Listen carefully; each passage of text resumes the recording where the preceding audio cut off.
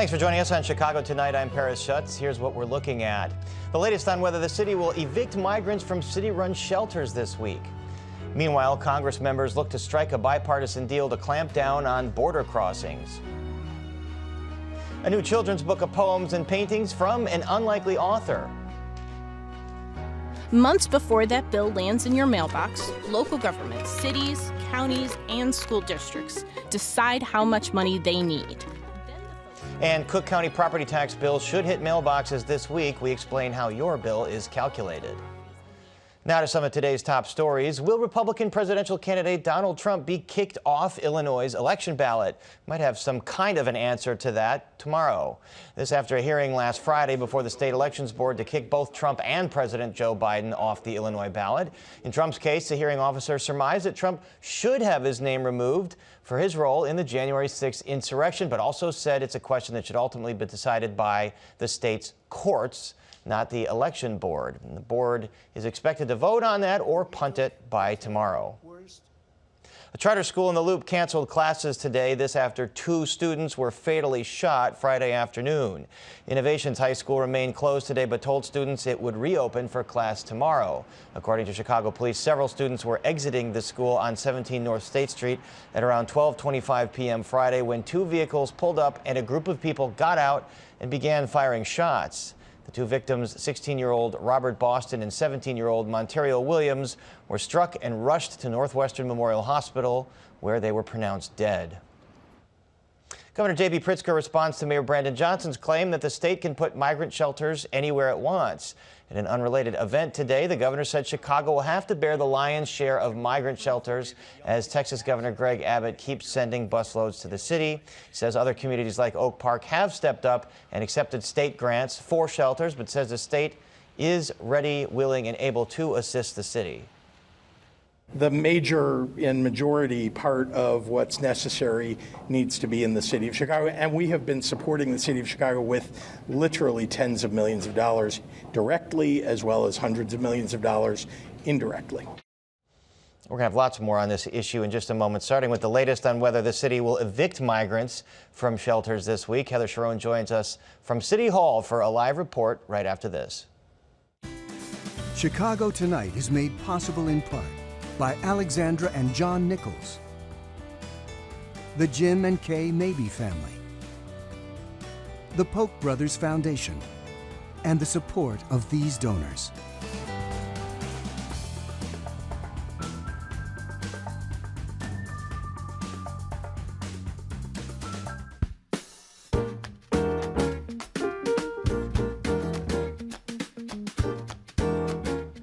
Chicago officials will not evict migrants from city shelters until at least mid-March.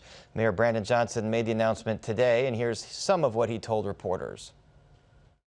Because our plan for temporary emergency shelter was never meant as a long-term housing solution. But we want to give every person and every single family that has come to our city enough time to process their work authorization, find housing, start a new life in our great city. WTTW News reporter Heather Sharon joins us now from City Hall with the latest on the third time Johnson has stepped back from evicting migrants who have spent 60 days in city shelters. Heather, so 2,900 migrants woke up in city shelters this morning that were set to be evicted by Friday. How long will they now be able to stay there?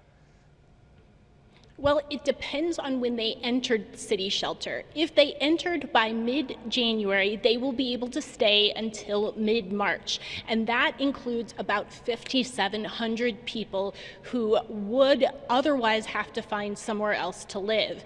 Now, those who entered shelter after that will be able, which is about 2,100 people, by the end of January, will be able to stay an extra 30 days. But this means that Mayor Brandon Johnson will be right back where he was today in just about mid-March, facing real questions about whether he's prepared to turn out thousands of people from the city shelters who have nowhere else to go. He made it clear there are no easy solutions to this crisis, so let's take a listen. Look, this is difficult for everyone, but there are some limitations to what we can do. The mayor announced this 60-day limit on shelter stays in November. It was never intended, Heather, to be strictly enforced, was it? That's right. The first 2 times the mayor stepped back from enforcing the limit, it was because of brutally cold weather and a significant winter storm. That's why there was so much attention on what the mayor was prepared to do this week. But he made it clear that he is between a rock and a hard place. He's facing increasing pressure from allies on the city council, in the Progressive Caucus, and those even not on the Progressive Caucus, to find a way to protect these migrants. But he also says it's not sustainable for the city to spend as much as $1.5 million per day caring for the men, women, and children, most of whom made their way to Chicago on buses paid for by Texas Governor Greg Abbott, who is determined to hurt President Joe Biden's reelection chances by splitting the Democratic Party and making life miserable for mayors like Brandon Johnson. And as you heard Governor Pritzker earlier, Chicago is going to have to keep bearing the lion's share of this, although he said state money is there at the ready. Heather, you asked Johnson about my reporting from a couple weeks ago that showed that he had gotten an email that raised the alarm about conditions at that Pilsen migrant shelter in October. This is the shelter where 5-year-old Jean Carlos Martinez Rivero had fallen ill and later died. That was in December. What was his response? He told me that he acted immediately after he saw that email, which you obtained, and that showed went directly to him. Now, that contradicts what you were told and what you've reported on from other officials and other advocates for the migrants. We heard today from new Chicago Department of Public Health Commissioner Dr. Simbo Ige, who said that there was going to be expanded efforts to ensure that the conditions of the shelters housing the migrants, now as many as 14,200 as of today's count, will be respectful and dignified, and that increased efforts will be made to prevent the transmission of communicable diseases and to ensure that everyone is connected to health care through the Cook County Department of Health. All right, Heather Sharon, thank you so much joining us from City Hall. And you can read Heather's full story on our website. It's all at WTTW.com/news. And we're back with more right after this.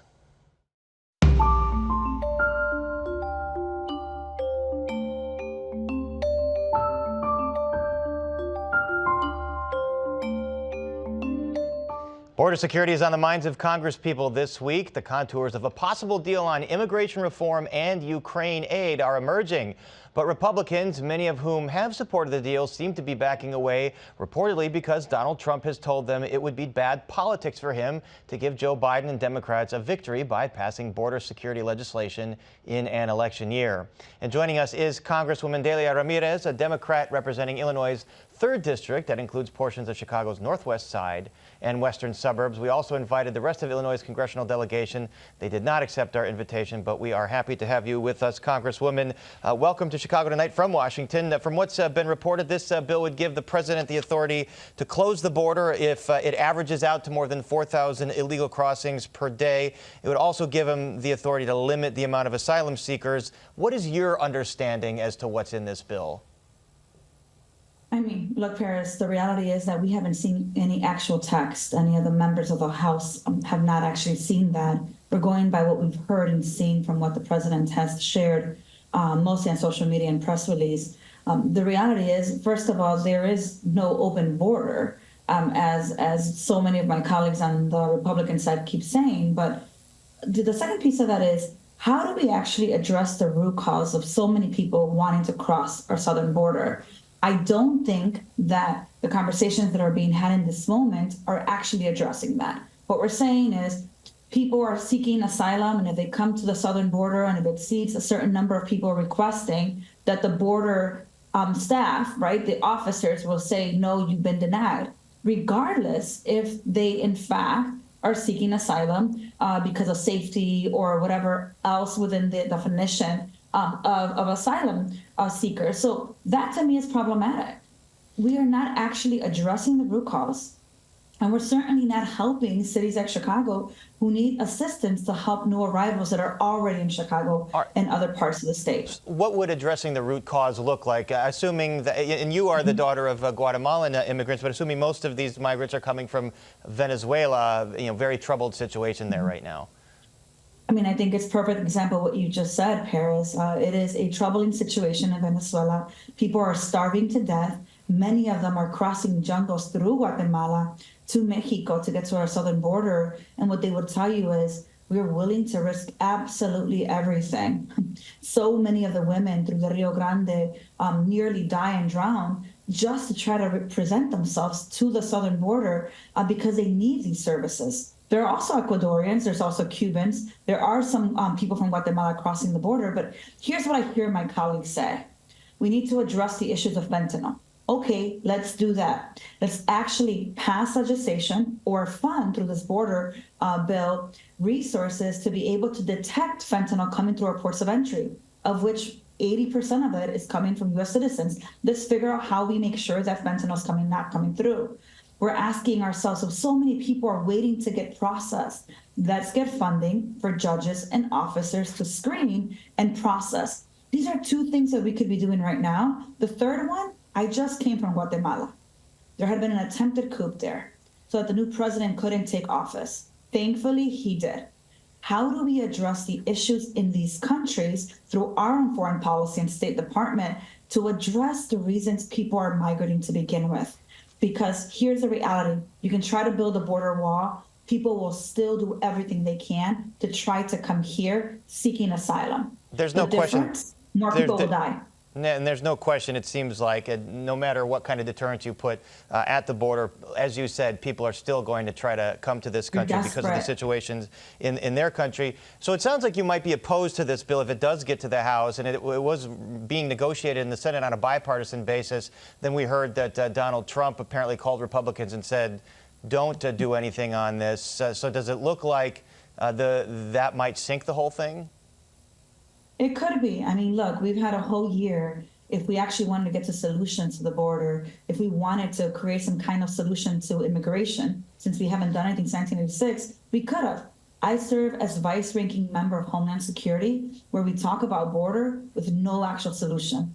I'll be there tomorrow at an impeachment hearing against Secretary Mayorkas because Republicans want to try to impeach him because they don't agree with him.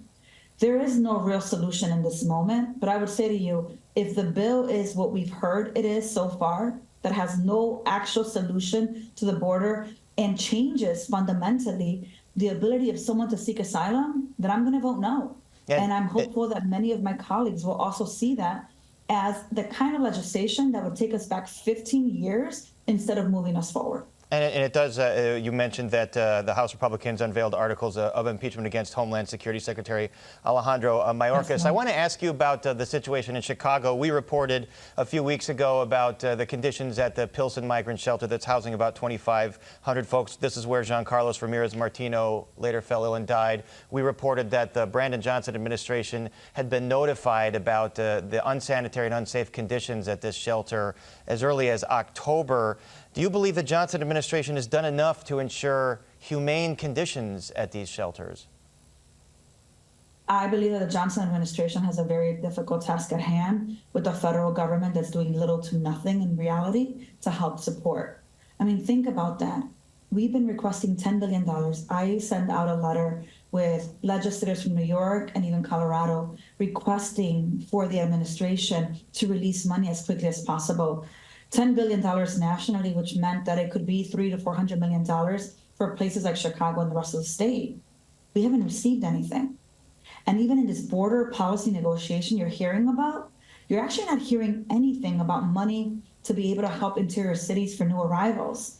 We have to do something. And I'm going to say this, Paris, I keep saying this over and over to my colleagues in the state of Illinois and everywhere. We have to have a coordinated approach between the state, the city, our local municipalities, and the federal delegation to try to figure out how to, in a comprehensive way, address the issues so that we are able to treat people with humanity and extend the resource and supports that they need. But it is a responsibility of all of us, not just the city of Chicago. Are you saying you and your colleagues are getting the cold shoulder from the Biden administration when you're asking perhaps for funds from FEMA or some other executive agency to go towards Chicago in absence of Congress being able to pass anything?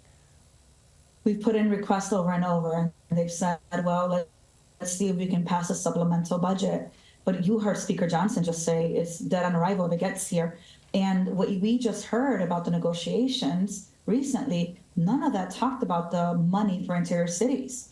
So if it was going to be there, we haven't heard anything recently, which really is concerning because that is a way that we could help states like Illinois, cities like Chicago. That money getting to Chicago as quickly as possible can provide the added capacity necessary to address the winter, but also help people process, especially those that are eligible for work permits. And President Biden presumably will be renominated here in Chicago later this summer, where there might be more migrants in a larger crisis. So you'd think there might be more incentive to get something done. Congresswoman Delia Ramirez, thank you so much for joining us. Thank you for having me. Up next, an unlikely author brings us his new children's book, so please stay with us.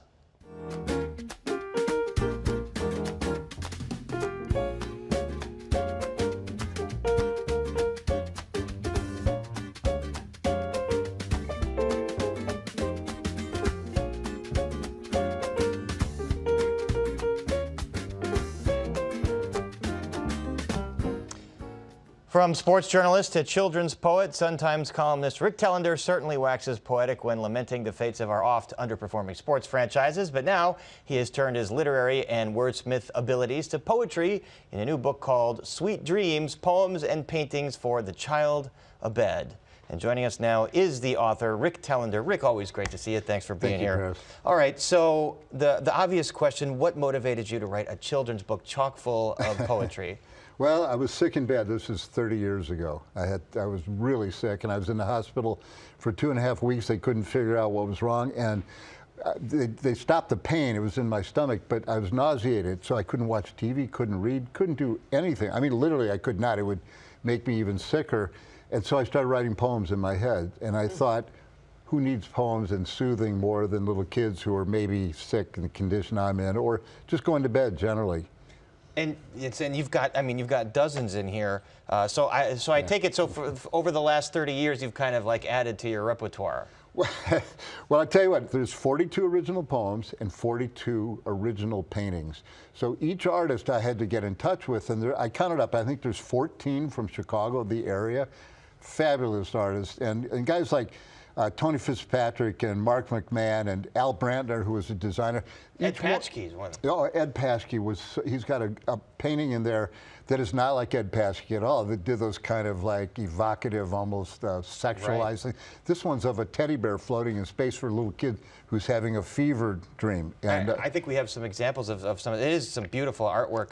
I mean, I'm looking at the titles of some of these: Down in the Valley, The Nightbird, The Hammock, The Tiger and the Lamb, The City Game. What did you come up? What was your inspiration for all these different topics? You know, it would be just reading something or remembering a poem that struck me. I always thought about Robert Frost, that great poem, Stopping by Woods on a Snowy Evening. You know, I have miles to go before I sleep and miles to go before I sleep.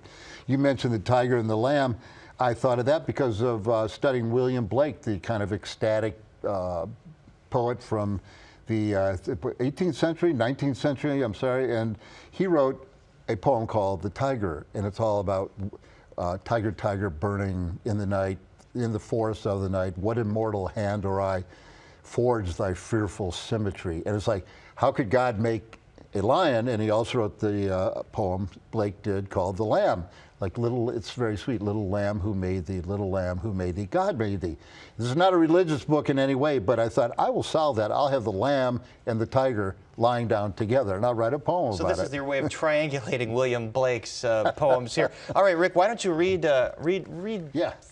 One, Can I read? You selected one to read. Yeah, I'll read the one. you want. It's called Night Journey. Okay, Night Journey. It's illustrated by John Rush. Beautiful illustration. I almost have it memorized. One night my father held me close when I was tired and longed to sleep. He buttoned me into his coat and walked the path unlit and steep. He held me to him with an arm. The cold wind tore the sky apart. He was proof against a storm, and I became his beating heart. Wow. So tell me the inspiration behind that one. Just a child, one of the child's biggest fears is being abandoned, being not being loved, not being taken care of, especially when there's forces far more powerful than he or she. And here is this epic man that you see from behind in this greatcoat carrying this little kid, and all you see is the little kid's face, and he's wrapped inside this man's coat. The wind is blowing, the sky is snow, it's blowing the world apart, and this kid is safe and sleeping in his father's arms. You know, you're a Hall of Fame sports writer. You played 4 years of football at Northwestern, but you obviously have this incredible literary talent and poetic talent and interest. Was that common among football players back in your day, or did you kind of stand out a little bit? You know, I was an English literature major, and as I was telling you, a lot of poetry in kind of in my senior year independent classes. I was different in a way, but there were a lot of guys on the team that did a lot of things. I actually played with numerous players who became lawyers and doctors.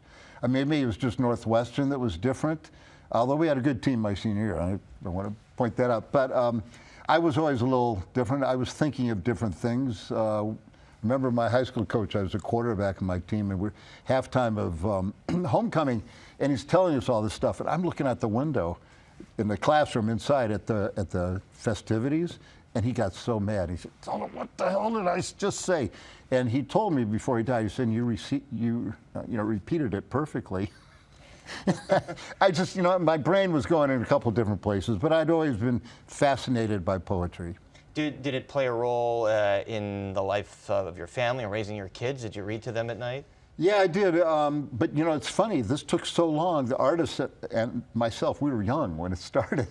My kids were little. And as it developed, by the time I actually had this in process, they were older. They could read themselves. So they have read it. Now they're reading it to my grandkids. Wow, that's beautiful. Rick, before we go, I have to ask you, Super Bowl's coming up, Kansas City and San Francisco. Who do you like? How can you bet against Patrick Mahomes? It's his 4th Super Bowl. Just can't. He's won 2. This could be 3 championships. He's only 28. It's an amazing, amazing, amazing run, amazing young career. All right, and the Bears, draft Caleb Williams or keep Justin Fields? Oh, man. See, this is what everybody talks about this. I just wrote a column about that exact topic today. My personal feeling is I don't know if Caleb Williams is the answer. I don't know if this guy Drake May, who's going to go second from North Carolina, is the answer. But I don't think Justin Fields is. I guess that's how I would say it. I think either way you go, it's not a sure thing. It's just going to be a roll of the dice. No, and just like the Bears could have had Patrick Mahomes, it could set the future for many, many years. Don't remind us. All right, Rick Telander, you've been working on this for many, many years. Congratulations. It's finally out. Sweet Dreams, Poems and Paintings for the Child of Ed. It's a really, really beautiful book. And again, there it is in the prompter, Sweet Dreams, Poems and Paintings for the Child of Ed by Rick Telander. And up next, we explain how your property tax bills are calculated. But first, we take a look at the weather.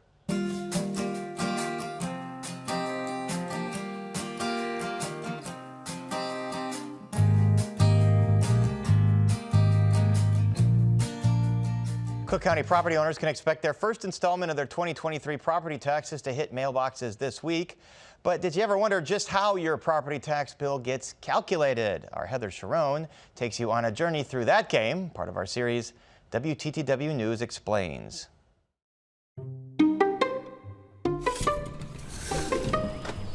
Property taxes can be a doozy, or rather, how they are calculated can be.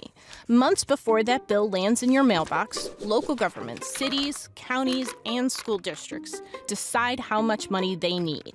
Then the folks in charge break out the calculators to figure out how to spread that amount across all of the properties in the area.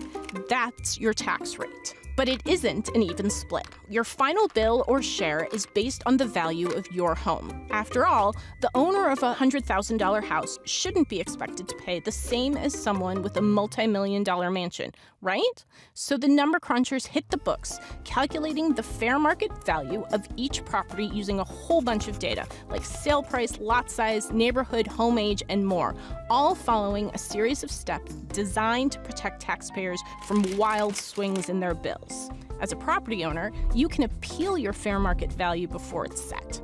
Next up, assessment. In Cook County, residential properties are assessed at 10% of fair market value. If your home is valued at $300,000, the assessed value of your property is $30,000. To help make sure everyone pays their fair share, officials then apply a countywide equalizer to the value of each property. And property owners can get breaks or exemptions for a number of reasons, ranging from old age or military service to just living in their own home. Now it's time to finish up the math. Remember the tax rate from the beginning? Multiply it against that final value and voila, you have your annual property tax bill. And of course, that money goes towards critical community services like schools, healthcare, parks, and libraries. Home sweet home.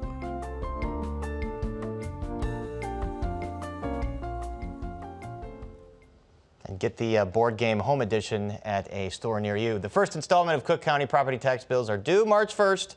And you can see more of our Emmy Award-winning series, WTTW News Explains, on our website, including what happened with Chicago's parking meter deal and where the city's nicknames come from. That's at WTTW.com/explains. That's our show for Monday night. Join us tomorrow night at 5:30 and 10. And now for all of us here at Chicago Tonight, I'm Paris Schutz. Thank you for watching. Stay healthy and safe, and have a wonderful night.